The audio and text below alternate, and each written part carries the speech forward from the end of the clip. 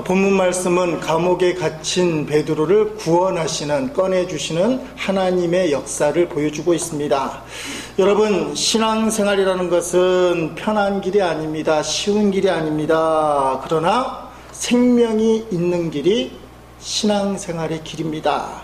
마태복음 7장 13절로 14절에 예수님이 이렇게 말씀을 해주고 있습니다. 좁은 문으로 들어가라. 멸망으로 인도하는 문은 크고 그 길이 넓어 그리로 들어가는 자가 많고, 생명으로 인도하는 문은 좁고 길이 협착하여 찾는 자가 적음이라. 아멘.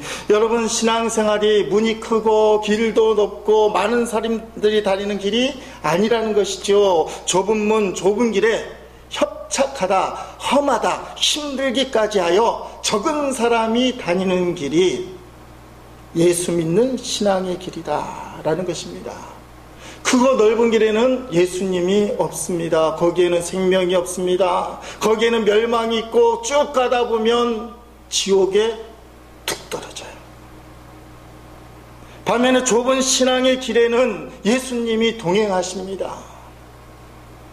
생명이 있습니다. 힘들어도 그 좁은 길을 쭉 가다 보면 아름다운 천국에 도착하게 되어 있습니다. 악한 세상은 믿는 사람들을 유혹하여 좁은 길로 가지 못하게 유혹합니다. 그래봤자 헛수고라고 우리를 꼬드기고 있습니다. 보암직하고 먹음직하고 지혜로울 만큼 탐스러운 세상의 것들로 성들의 눈과 귀와 마음을 사로잡고 있습니다. 또 설령 신앙생활의 길에 들어섰다 할지라도 편한 길로 가라고, 편한 길로.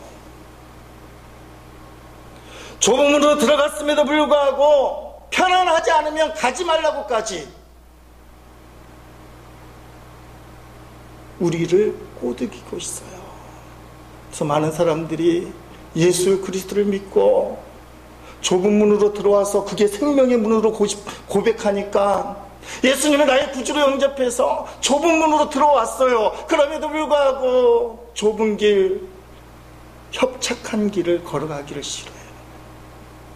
넓은 길, 편안하지 않으면 안 된다고 편안한 길을 찾아가고 있습니다. 이것이 거짓말이에요.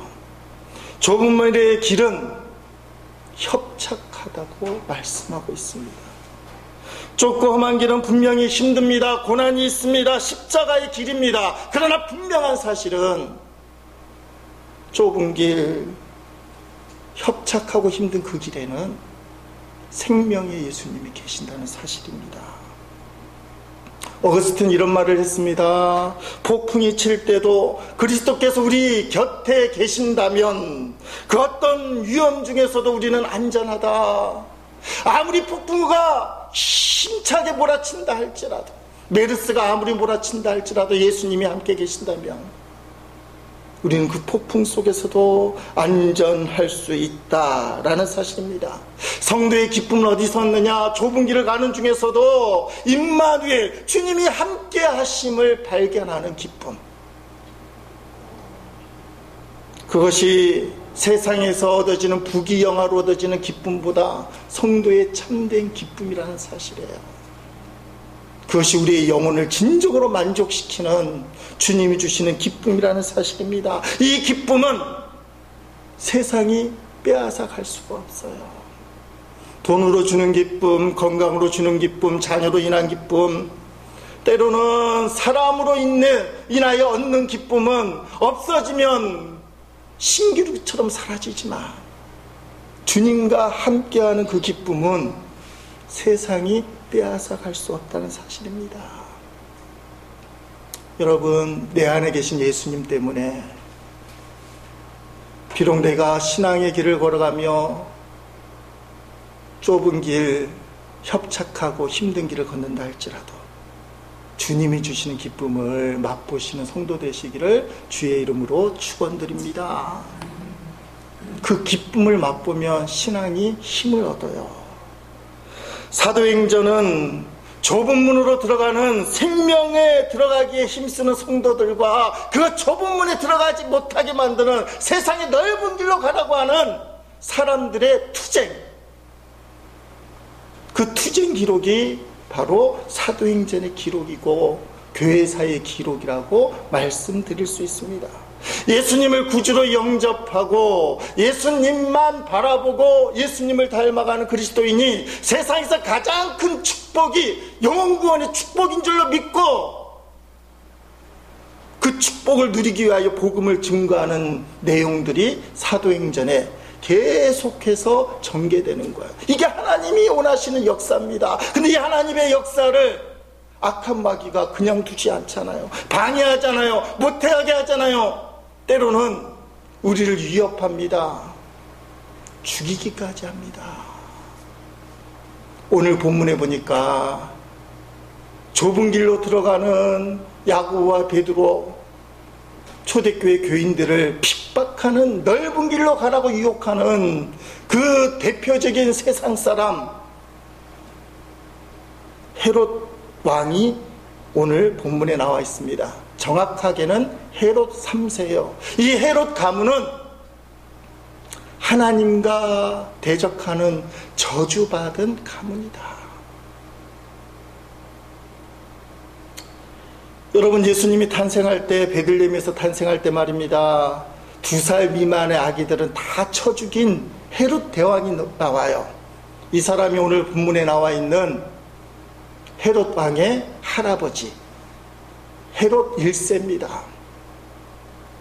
그 아이들을 무참하게 몰살하는 그 무자비한 왕, 오늘 본문에 나와 있는 헤롯 왕의 아버지 헤롯 2세가 누구냐? 사람들에게 손가락질 당하는 동생의 부인을 데리고 자기 부인 삼았어. 헤로디아인데, 헤로디아 딸이 헤롯 대왕의 생일을 맞아 춤을 너무 잘 추니까 소원을 들어줄게. 그 당시에 의인이었던 세례 요한을 목을 친 사람, 아무런 죄가 없는데 그것을 알고 있음에도 불구하고 세례 요한의 목을 친 사람이 오늘 본문에 나와 있는 헤롯 왕의 아버지 헤롯 2세예요. 이런 피를 이어받은 오늘 본문의 헤롯 3세는 야고보 사도를 칼로 죽였다. 오늘 성경에 그렇게 말씀하고 있습니다. 그랬더니 사람들이 좋아하는 거예요. 특별히 유대인들이 예수님을 십자가에 못 박아 죽인 그 원수들이 예수님 믿는 사람들을 핍박하는 것을, 야고보 사도가 죽은 것을 좋아하는 거예요.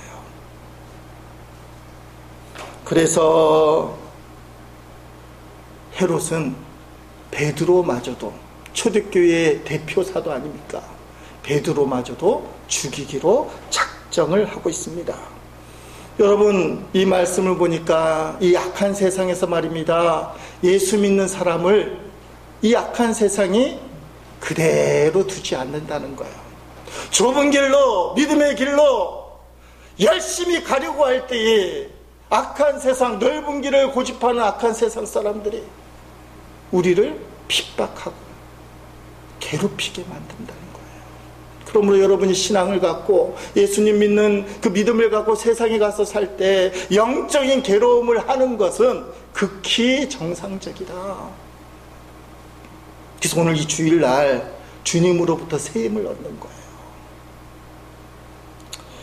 예수님께서 산상수훈, 마태복음 5장에서 7장, 성경의 핵심이라고 얘기할 수 있는 산상수훈을 시작하면서 팔복을 이야기하잖아요. 가장 먼저 팔복을 시작하는데 팔복 중에 마지막 8번째 복이 뭐냐? 한번 성경을 읽습니다. 마태복음 5장 10절로 12절까지 쉬운 성경 읽어봅니다. 의롭게 살려고 하다가 박해를 받는 사람은 복이 있다. 하늘나라가 그들의 것이다. 사람들이 나 때문에 너희를 모욕하고 박해하고 온갖 나쁜 말을 할 때 너희에게 복이 있다. 기뻐하고 즐거워하여라. 하늘에서 너희의 상이 크다. 너희보다 먼저 살았던 예언자들도 이처럼 박해를 받았다. 아멘. 감리교의 장시자 요한 웨슬리 목사님 18세기에 영국에서 부흥운동을 일으키셨는데 이분이 처음부터 인정받았던 것은 아니에요. 그 당시에 좀 특별하게 목회를 하시고 설교를 하시고 전도를 하셨어요. 교회당에 나올 수 있는 사람들은 준비된 사람들입니다. 갖춰진 사람들입니다. 먹을 게 걱정이 없는 사람들입니다. 입어갈 게 걱정이 없는 사람, 뭘 입고 갈지 걱정이 없는 사람들. 그런데 돈 벌기에 급급하고 시간도 없고 입을 옷도 없는 사람들은 예배당에 못 나오는 거예요. 그래서 요한 웨슬리 목사님이 조지 히필드 목사님처럼 사람들을 찾아갔습니다. 특별히 그 당시에는 산업혁명이 시작되면서 광산이 개발이 한참 됐는데 광산에서 일하는 강부들이 수많은 사람들이 예배당을 못 찾아오는 거예요. 그래서 웨슬리 목사님이 광산으로 가서 거기서 설교를 했습니다. 근데 지금은 목사님들이 야외에 나가서 설교를 하는 게 상식이지만 그 당시까지만 해도 설교는, 하나님의 말씀은 예배당에서만 설교해야 된다, 그 생각이 꽉 박혀 있을 때예요. 그런데 웨슬리 목사님이 밖에 나가서 설교를 하니까 사람들로부터 인기가 큰 거야. 내 평생의 소원이 교회에 나가서 예배 드리는 건데, 근데 목사님이 찾아오셔서 예배를 같이 드려준다.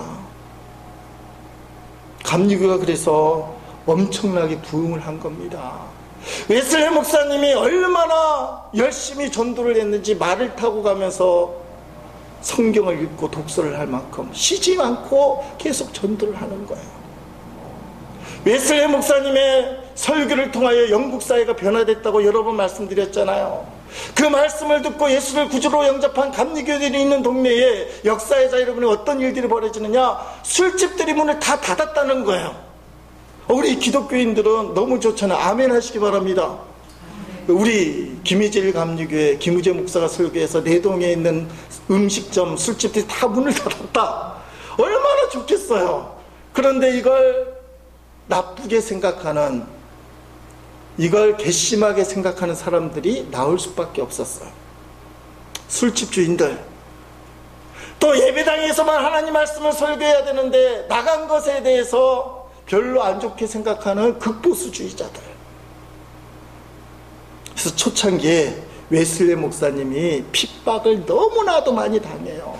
죽을 고비를 수차례 넘깁니다. 이단 시비도 걸리고, 어떻게 목사가 바깥에서 설교할 수 있느냐, 그 당시 그게 문제가 될 때였어요.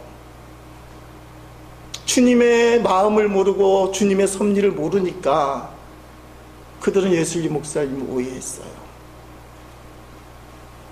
그런데 이러한 핍박과 고난을 웨슬리 목사님은 순수하게 받아들였어요. 어떻게 생각하느냐, 따라합시다. 고난과 핍박은 내가 하나님께 순종하고 있다는 증표이다. 아까 우리가 읽었잖아요. 마태복음 5장 10절과 12절까지. 내가 예수님께 순종하고 있기 때문에 핍박이 있다, 고난이 생긴다. 그래서 핍박과 고난을 즐거워하라 해서 즐거워했어요. 웨슬리 목사님 어느 날 말을 타고 가다가 갑자기 불현듯이 생각이 났어요. 지난 3일 동안 나에게 핍박이 없었구나. 어떤 사람도 나에게 계란을 던지거나 신발을 던지거나 돌을 던지거나 벽돌을 던진 적이 없구나. 내가 3일 동안 너무 편안하게 지냈구나. 아니, 말을 타고 가다가 불현듯이 그 생각이 나는 거야. 근데 웨슬리 목사님이 말에서 그냥 내리시는 거예요. 무릎을 탁 꿇는 겁니다. 왜요? 왜 그렇게 했을까? 웨슬리 목사님이 이렇게 기도하는 것입니다. 혹시 내가 핍박을 받지 않는 이유가 내가 하나님 앞에 불순종하기 때문에 아닙니까? 내가 나도 모르는 죄를 졌기 때문에 하나님이 나에게 핍박을 허락하지 않는 것 아닙니까? 내가 뭘 잘못했습니까? 도대체 뭘 잘못했길래 주님 내게 이런 핍박이 없습니까? 왜 3일 동안 핍박이 없는 겁니까? 이 말씀은 아무도 아멘은 안 하죠. 우린 그냥 편안한 거 원하는데, 웨슬리 목사님은 핍박을 안 맞는 게 이게 너무 괴로운 거예요. 큰 소리로 부르짖어 기도했다는 거예요. 교회 역사에 보면 좀 특별한 분들이 많으셔요. 길 건너편 담장 한쪽에 어떤 남자가 서 있었어요. 하도 큰 소리로 기도하는 거 보니까 저기 보니까 유명한 감리교 목사 웨슬리 목사가 기도하는 것을 보고 있어요. 잘됐다. 저 감리교 목사를 이번 기회에 완전히 혼쭐을 내줘야 되겠다. 그리고는 들고 있던 벽돌을 탁 들어서 던져대는 겁니다. 근데 그 벽돌이 빗나갔어요. 벽돌 떨어지는 소리와 함께 어떤 상황이 벌어지는지 웨슬리가 일어나서 봤어요. 화가 날만 하잖아요. 그런데 빙그레 웃으면서 괜찮습니다. 괜찮습니다. 그리고 하나님 앞에 기도합니다. 하나님 감사합니다. 나에게 핍박을 주셔서 감사합니다. 나를 기억하고 계셨군요.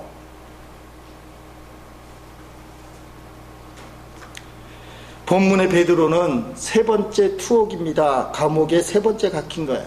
사도행전 4장 3절에도 갇힌 적이 있고 5장 18절에도 갇힌 적이 있어요. 그러나 이번 세 번째 감옥 투옥은 특별했어요. 베드로를 헤롯 왕이 죽이기로 작정했기 때문에 아주 엄격하게 감시를 하고 있습니다.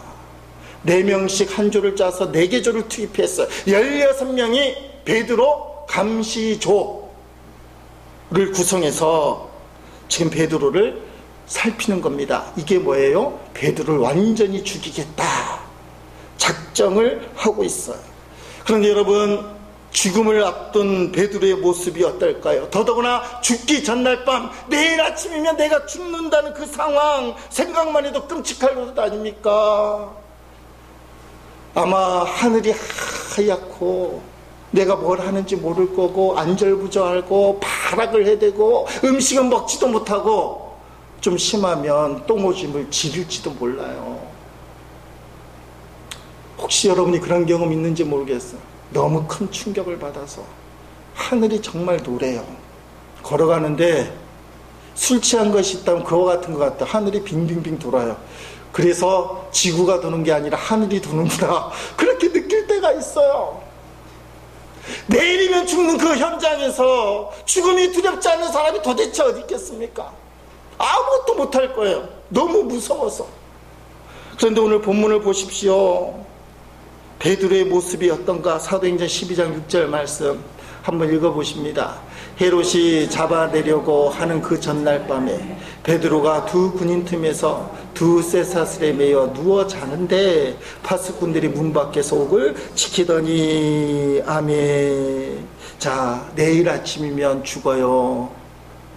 야고보를 죽여서 사람들이 좋아하는 걸 깨달은, 유대인들이 좋아하는 걸 깨달은 이 헤롯이 이 베드로는 완전히 죽이기로, 여태까지 들리는 말이 하니까 2번이나 감옥에 갔는데 하나님의 은혜로 다 나왔대. 이번만큼은 기필코 죽이리라. 뭐 그렇게 했는지 몰라요. 살기가 등등한 겁니다. 오죽하면 쇠사슬 2개를 묶었어요. 바로 옆에다가 간수들을 배치를 했어요. 어떤 일이 있어도 못 도망가게 만들려고 밖에는 파수꾼들을 세워놓은 거예요. 16명의 전담 군인들이 배치가 된 그런 상황 아닙니까?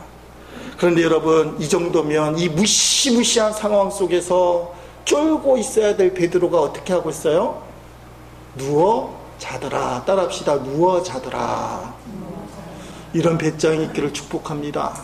내일 죽는데 누워 자더라. 얼마나 심하게 잠을 잤는지 성경 말씀을 계속 보니까 좀 이따 보겠습니다만은 천사에 이끌려서 감옥을 나와요. 감옥을 나왔는데 그 상태가 어때요? 비몽사몽간에 얼마나 깊이 있게 잠을 잤는지, 깨어나서 천사 따라가는데도 잠에서 안 깨어날 정도로 그만큼 여유가 있다는 거예요. 깊은 잠에 빠져들었다는 것입니다. 여러분, 이런 평안이 어떤 평안일까? 설교 처음에 말씀드린, 비록 좁은 길로 허착한 힘든 고난의 길을 걸어가지만 누가 함께 하셔요? 주님이 함께 하심을 느끼는 베드로의 평안이에요. 헤롯이 잡아 죽이려고 16명을 전담하고 쇠사슬 2개로 꽁꽁 묶어도 내일 아침이면 반드시 죽는다는 이 상황 속에서도 드러누워 잠을 잘 수 있는 이 세상이 빼앗을 수 없는 평안이 누구에게 있느냐? 주님이 함께 하심을 보는 베드로에게 있었다는 거예요. 사실 잠잘 상황이 아니잖아요. 이전에 감옥에 들어간 것과 다른 상황이죠. 어떤 상황입니까? 바로 직전에 누가 죽었어요? 동료 야고보 사도가 칼에 죽었어요. 실제로 죽고 있는 거예요. 그러나 베드로에게 있는 그 믿음을 무너뜨릴 수는 없었어요. 여러분, 아무리 생각해도 베드로가 이런 평안을 누릴 수 있는 것은 어떤 힘 때문이냐? 예수님 때문에 그래요. 배짱이 좋아서가 아닙니다. 목숨이 두 개라서가 아닙니다. 생명의 주인이신 예수님을 믿고 그 예수님의 함께함을 확신하기 때문에 사망의 음침한 골짜기에서 잠을 잘 수 있는 거예요. 당장은 믿음 때문에, 예수님 때문에 죽습니다. 그러나 예수님 때문에 부활할 것이요 영원한 생명을 천국에서 누릴 것을 확신했기 때문에 사나 죽으나 주님이 나와 함께 하신다. 이 믿음으로 인한 평안함, 그냥 감옥이 아니잖아요. 야고보를 죽인 헤롯이 베드로까지 죽이려고 작정한 이 사망의 골짜기에서 평안하게 잠을 잔다. 너무 깊이 잠들어서 천사가 끌고 가는데도 비몽사몽할 정도로 깊은 잠을 잔다. 혹시나 불면증이 있는 분들은 이 말씀 들으면서 깊은 잠을 자는 축복이 임하기를 축원합니다. 아멘 하며 불면증이 떠나갈 줄로 믿습니다. 아니, 베드로는 자신을 죽이려고 칼을 가는 사람 앞에서도 잠을 자는데 그깟 세상 걱정 염려 때문에 잠을 못 자냐? 아닙니다. 이런 베드로를 주님께서는 살리기로 작정하셨어요. 천사들을 보내주셨습니다. 자, 그 내용을 성경 그대로 보는 게 좋으니까 7절로 10절까지의 말씀입니다. 우리 함께 천천히 읽겠습니다. 갑자기 주님의 천사가 나타나고 환한 빛이 감옥을 비추었습니다. 천사가 베드로의 옆구리를 쳐서 깨우며 어서 일어나라고 말했습니다. 그 순간 베드로의 손목에 매여있던 사슬이 풀렸습니다. 천사가 베드로에게 허리끈을 메고 신을 신어라 라고 말하여 베드로는 천사가 시키는 대로 했습니다. 천사는 다시 겉옷을 입고 나를 따라오너라 라고 말했습니다. 베드로는 천사를 따라 밖으로 나가면서도 천사가 하는 일이 꿈인지 생시인지를 알지 못했습니다. 베드로는 자기가 환상을 보고 있다고 생각했습니다. 천사와 베드로가 첫 번째 경비병과 두 번째 경비역을 지나 성으로 통하는 철문에 이르자 철문이 저절로 열렸습니다. 그들이 문을 나와 거리를 한 구역 걸을 때에 갑자기 천사는 베드로를 떠나 어디론가 사라져 버렸습니다. 아멘. 베드로가 얼마나 깊이 잤는지 나오죠. 저기 보니까 꿈인지 생시인지. 여러분, 베드로는 복음을 전하다가 감옥에 갇혔습니다. 그런데 우리는 살다 보면 감옥처럼 답답한, 갑갑한 그런 날들을 지날 때가 있습니다. 죽고만 싶을 때가 있어요. 어저께 언론 보도에 따르면 메르스로 인하여 격리된 사람이 5,197명, 격리가 해제된 사람이 7,451명, 그래서 12,648명이 격리 중이거나 격리를 경험했던 사람들입니다. 자, 왜 격리를 시킵니까? 잠복자, 감염자와 접촉한 뒤 14일, 이게 잠복기간인데 14일 동안 격리를 해두는 겁니다. 요새는 이 잠복기가 미덥지 않아서 3일을 더 연장해서 17일 동안 격리를 한다는 거예요. 격리를 당하는 사람이나 격리를 당했던 사람이 이구동성으로 하는 말이 있어요. 야, 집에서 격리하든 병원에서 격리병동에서 있든지 간에 창살 없는 감옥이다. 감옥생활에. 어떤 사람은 뛰쳐나가잖아요. 제발 집에만 계십시오 했더니 너무 답답해서 못 있겠다. 인천에 가서 낚시하는 사람. 제주도까지 갔다 와서 문제가 되는 거잖아요. 너무 답답하니까. 그런데 여러분, 이러한 창살 없는 감옥이 메르스로 인한 격리에만 있는 게 아니에요. 뻔히 멀쩡하게 살아감에도 불구하고 창살 없는 감옥에 갇힌 듯이 살아가는 사람들이 많습니다. 우울증에 걸려갖고 말입니다. 그냥 죽겠다, 죽고 싶다.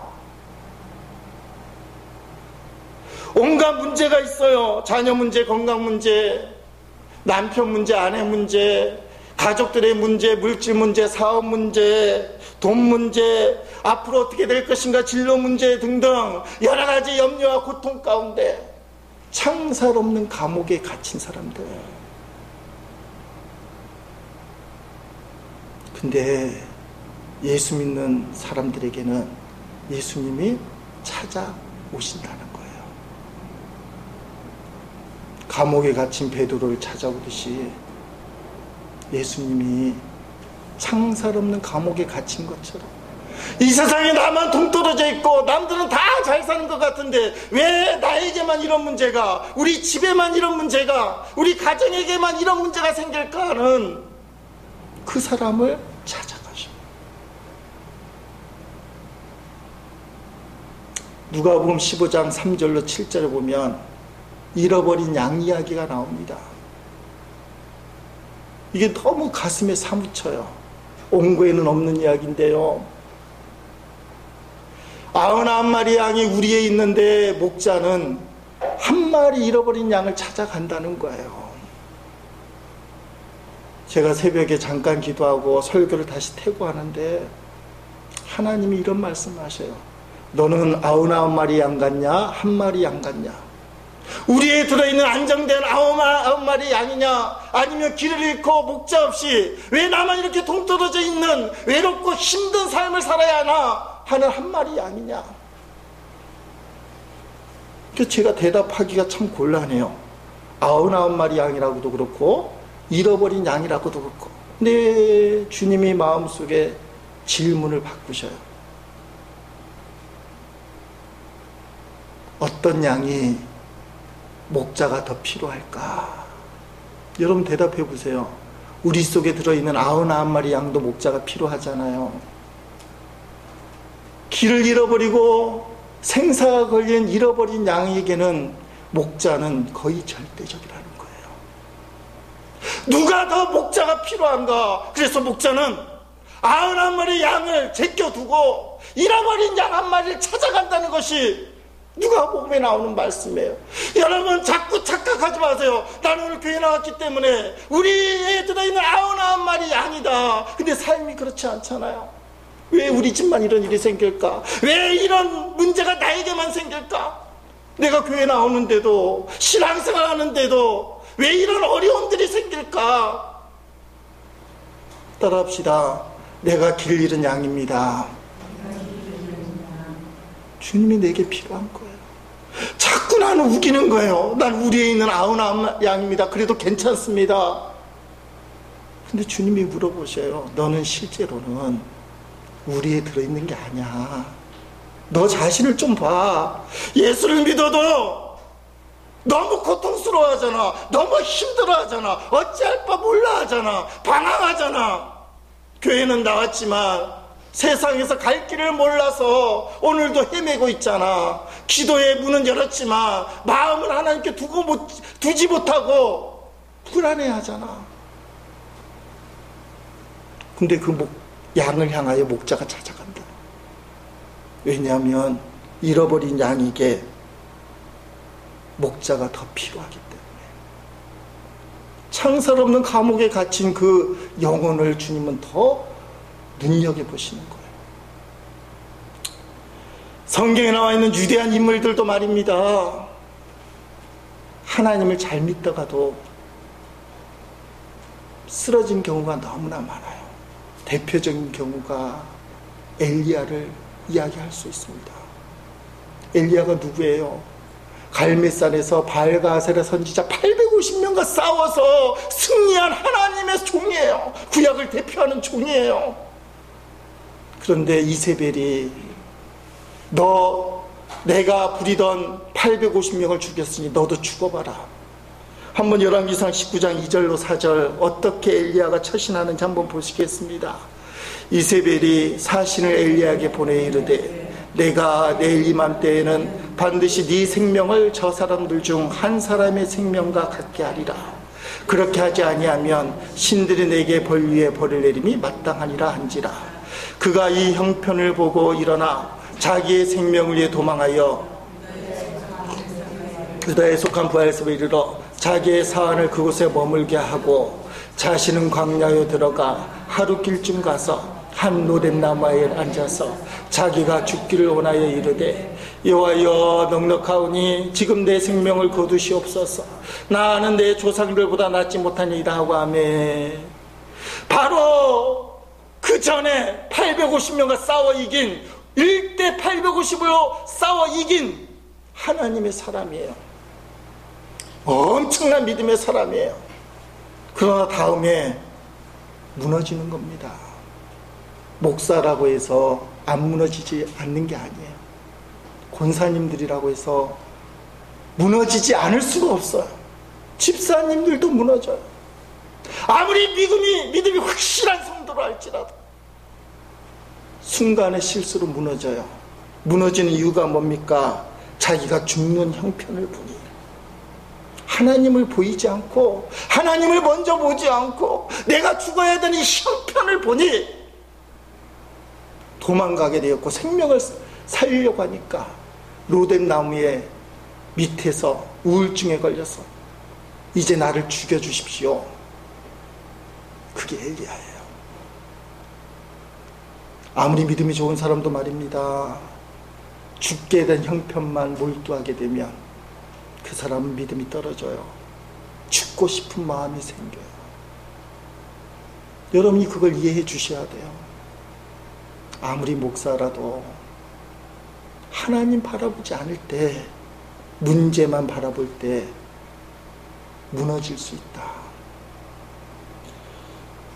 성경에 보니까 무너지는 형편, 죽게 될 처지를 끝까지 안 보고 승리한 사람이 또 나와요. 모세라는 사람입니다. 모세가 이스라엘 백성을 애굽에서 이끌어올 때 고속도로가 활짝 열린 게 아니에요. 4차선 8차선이 열려서 자기 마음대로 쉽게 간 것이 아니에요. 험곡이 있었어요. 홍이라는 철문이 다 가로막고 있어. 뒤에는 정신 차린 애국 군대가 이스라엘 백성을 다시 잡아올 거라고 쫓아오는 상황이에요. 엘리야처럼 죽을 형편만 본 이스라엘 백성은 차라리 애굽에 있는 게 더 낫다, 차라리 애굽으로 붙잡혀가자, 하나님의 뜻이 아님에도 불구하고 죽을 형편만 보니까 도망갔어요. 뒷걸음쳤어요. 우리가 오늘 신앙생활 해도 믿음이 안 생기면 뒷걸음쳐요. 양보하고 뒤로 미루고. 근데 모세는 어떻게 합니까? 하나님을 바라보았습니다. 모세의 외침입니다. 출애굽기 14장 13절 14절 말씀 한번 읽어보십니다. 모세가 백성에게 이르되 너희는 두려워하지 말고 가만히 서서 여호와께서 오늘 너희를 위하여 행하시는 구원을 보라. 너희가 오늘 본 애굽 사람을 영원히 다시 보지 아니하리라. 여호와께서 너희를 위하여 싸우시리니 너희는 가만히 있을지니라. 아멘. 자, 가만히 있는 게 뭐예요? 기도하는 거예요. 베드로가 감옥에서 드러누워 잤지만 그냥 잤겠어요? 기도하는 마음으로 잤어요. 결국 하나님께서 홍해를 가르십니다. 이스라엘 백성을 구원하십니다. 여러분, 인생의 감옥에서 그 철문을 누가 열어주십니까? 하나님이 열어주셔요. 하나님이 어떻게 할 때 열어주십니까? 가만히 있어서 하나님을 바라볼 때, 그게 기도입니다. 오늘 본문 5절 말씀에도 이 말씀이 있죠. 한번 읽어보십니다. 이에 베드로는 옥에 갇혔고 교회는 그를 위하여 간절히 하나님께 기도하더라. 아멘. 저 간절히를 계속하여. 교회가 유명인사를 찾아가서 청탁하지 않았어요. 뇌물을 줘서 끄집어내려고 하지 않았어요. 하나님 앞에 기도를 했어요. 이게 다음 주에 볼 내용이에요. 사람의 방법이 우선하지 않았어요. 가만히 있다는 말은 뭡니까? 하나님께 기도했다는 말이에요. 2006년에 출판된 김동신 씨의 기도하는 섬 소록도 이 책이 있습니다. 지금 절판됐는데 이런 글이 있어요. 제가 읽어드리겠습니다. 세상에서 제일 먼저 하나님께 예배드리는 예수마을 소록도 사람들, 예수님의 삶을 따라 살기 원하는 순전한 사람들, 그들은 그들에게 닥친 고난을 피하지 않고 예수님의 방법으로 받아들이고 살았다. 그들은 이제까지 내가 만났던 어떤 사람들보다 평온하고 행복한 삶을 살고 있었다. 세상이 줄 수 없는 평안이 그들 가운데 있었다. 실수로 기차편을 놓치는 바람에 우리는 예정된 일정보다 늦게 소록도에 도착했다. 중앙교회 숙소에 짐을 풀었을 땐 밤 9시가 훌쩍 지나 있었다. 여행에서 지친 피로에도 불구하고 우리는 다음날 새벽 예배부터 촬영에 들어가기로 했다. 새벽 3시 부랴부랴 무거운 카메라 장비를 들고 중앙교회로 향했다. 섬 전체가 부슬부슬 내리는 겨울비에 젖어 있었다. 새벽 공기는 무겁고 축축했다. 교회에 도착하자마자 뒤편의 자리를 잡고는 촬영에 들어갔다. 잠시 후 나는 깜짝 놀라고 말았다. 맨 앞줄에 앉아 계신 분들 중 한 할아버지의 팔과 다리가 모두 없었기 때문이었다. 전에 한번 소록대에 오긴 했었지만 바로 돌아가는 바람에 사람들이 말하던 이런 분을 대한 적이 없어 놀라움은 컸다. 밖엔 스산한 겨울비가 내리고 게다가 새벽이라 춥고 깜깜하기까지 한데 어떻게 이곳까지 나오셨을까 너무나 의아했다. 아마도 누군가가 업어서 모셔왔겠지. 예배가 끝난 후 나는 그분의 뒤를 따라가 보았다. 그분은 혼자서 예배당 문까지 천천히 기어가고 계셨다. 팔다리가 없어요. 사지가 없는 분입니다. 그뿐이 아니었다. 문턱을 넘어 빗물이 흥건한 차가운 시멘트 바닥을 배를 밀며 나아가고 있었다. 나와 그분과의 거리가 한두 걸음 정도로 좁혀졌을 때는 더욱 놀라고 말았다. 그분이 낮은 목소리로 찬송가를 부르고 있었기 때문이다. 나는 다가가 물었다. 할아버지, 비가 오는데 교회에 오시는 게 힘들지 않으셨어요? 힘들긴요. 예배도 드리고 하나님을 만나서 매우 행복하지요. 할아버지는 웃으며 가던 길을 재촉하셨다. 집으로 돌아가는 그분의 모습, 그 와중에도 찬송을 부르고 계셨다. 아, 지금 내가 환청을 듣고 있나? 저런 불편한 몸을 하고서 도대체 무엇이 감사하단 말이냐? 소록도는 정말 특별한 세상이다. 성경에서 봤던 믿음의 사람들을 자연스럽게 만날 수 있는 아주 특별한 곳이다. 그러면서 김동선 씨는 이렇게 마지막을 장식하고 있습니다. 우리는 너무 편안해서 주님을 멀리하고 있지 않습니까? 10년 전쯤에 출판된 책이라 상황이 많이 바뀌었을 거예요. 여러분, 세상이 빼앗을 수 없는 참된 평화를 누가 누립니까? 좁은 길을 걸어가는 사람, 힘들어도 그 길을 믿음으로 걸어가는 사람. 어떻게 믿음으로 가요? 예비하고 기도하며 걸어가는 사람들이 얻는 평안은 세상 사람들이, 세상 것들이 빼앗을 수가 없습니다. 여러분, 베드로와 초대교회는 예배와 기도에 이골이 난 사람이에요. 세상의 감옥의 철문을 누가 열어줍니까?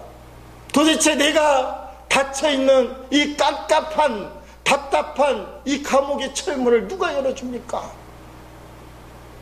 오직 하나님만이 열어주실 줄로 믿습니다.